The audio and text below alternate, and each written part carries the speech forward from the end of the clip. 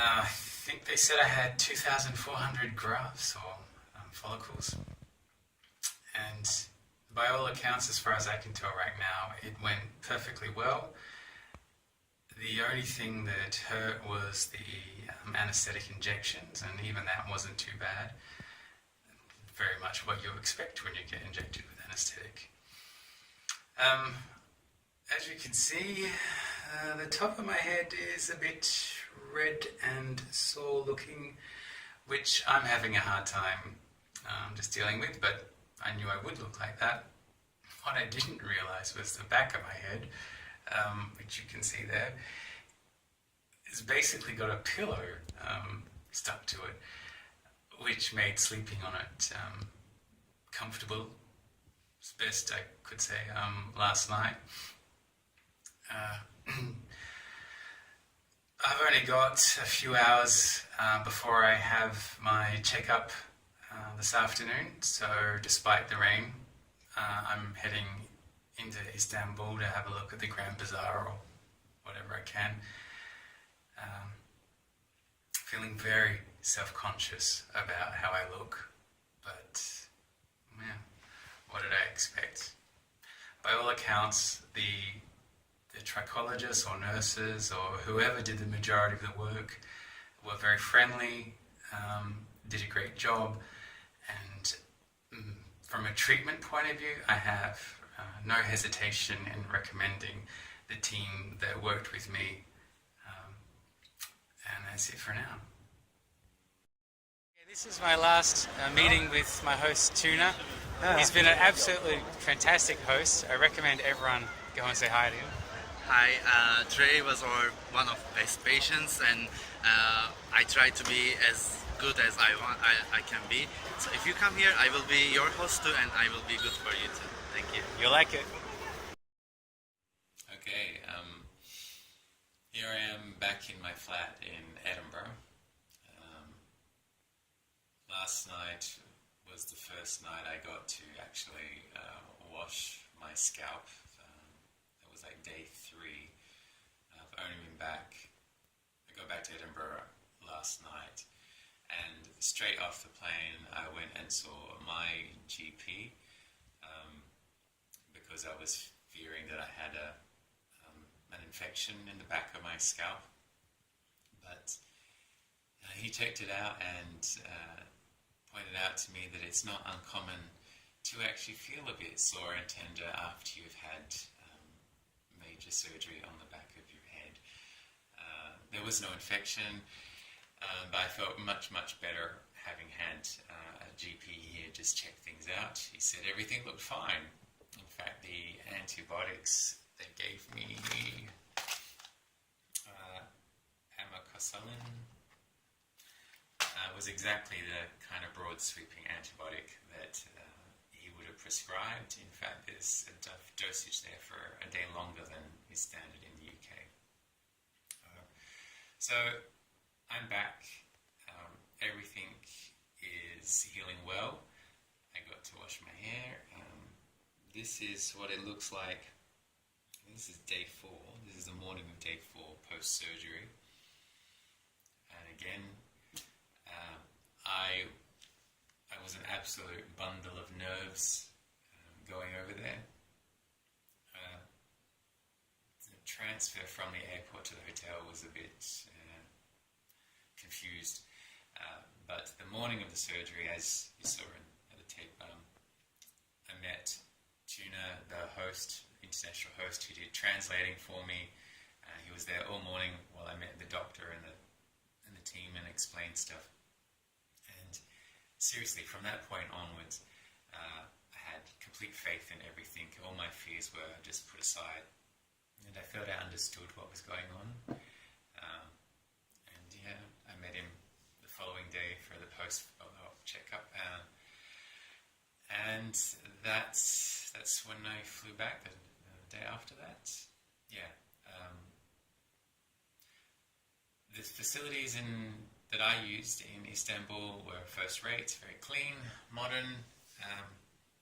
I can understand why, if you're considering having a hair transplant, it's a major operation. in regards to your self-image, but not major as in like heart-lung surgery. But for the money and the end result, I have to say I'm astounded. I'm absolutely astounded. It was a great trip. I'm really glad I made the effort to go out and explore a little bit of Istanbul while I was there. Two people came up to me on the street and asked who I had used and would I recommend them. No one really cared that I was walking around looking a bit odd. I'm pretty sure they see it every day. And they say in about 10 to 12 days I'll be looking pretty much normal again.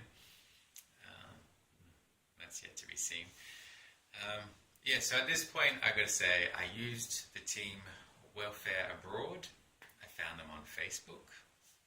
I googled the surgeon. I googled Welfare Abroad. I looked into other clinics to see price comparisons and what you do and don't get for the money.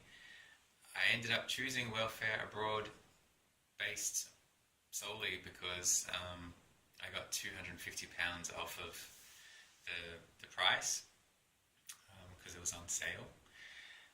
That pretty much covered the airfare, so I ended up paying airfare, flights, accommodation, airport transfers,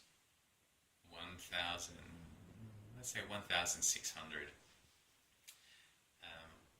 Something to note, during the surgery there's 3 parts to it and they take a break between each part, and that included giving me lunch because, like I said, it was a very long day. Would I do it again? I don't know yet. The results of this surgery won't really present themselves for 5 months. That's probably when it's going to look like the end article. 12 months from now, hopefully I'll look just as normal as anyone else with a natural full set of hair. But at this point, I've got to say, for the experience I had, I would recommend Welfare Abroad, and I'm about to spend the day in bed writing up about my experience and posting a blog along with all the photos I took. And I hope that seeing this message and reading my blog will help allay anyone's fears they might have if they're choosing to fly to Istanbul to have the surgery. Oh, by the way, I saw a number of other people that had used different clinics for the same procedure walking around. So you're not alone. It's a very common procedure over there. Okay, I'm 39. I'm an Australian living in Edinburgh, Scotland. I flew to Istanbul, Turkey to have a hair transplant procedure using Welfare Abroad, and I would recommend that team if you're considering doing the same thing. Cheers. Hi there. It's been over 2 months since I had my hair transplant with welfareabroad.com. I've had a lot of inquiries as to my progress. And I got to say, there's not a great deal of evidence of new hair coming through, but I'm not really due anything for another month or 2, and the donor area in the back.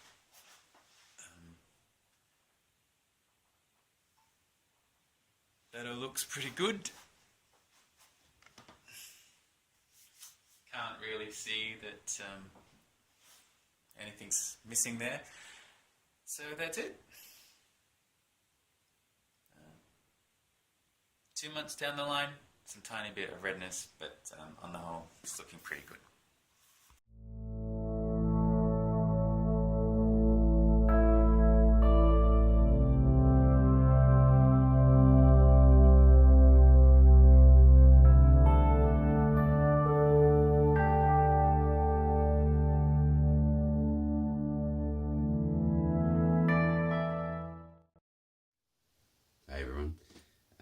been over 4 months since I had my hair transplant in Istanbul with Welfare Abroad, and I thought I'd show you how it's shaping up. I hope you can see clearly. I'm really impressed, I gotta say. Hey everyone, it's Trey here with my 6-monthly hair transplant update. I know you're all just keen to see how it looks, so let's just get that out of the way. I think it looks great. I'm really happy with what they did, how it looks now. Istanbul seems like a lifetime ago. I can't really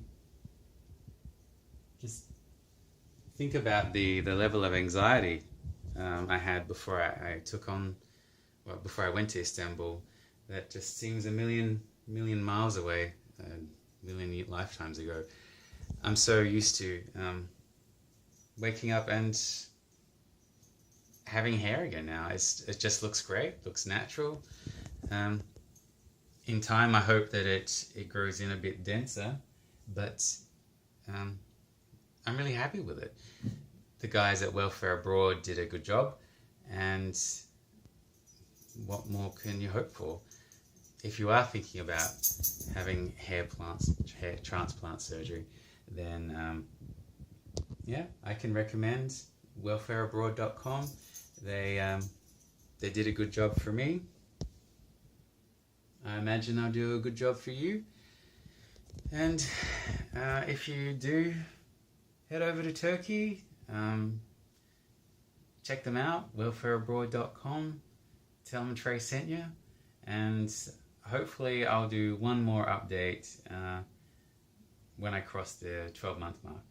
But I can honestly say it looks good. Worked out for me.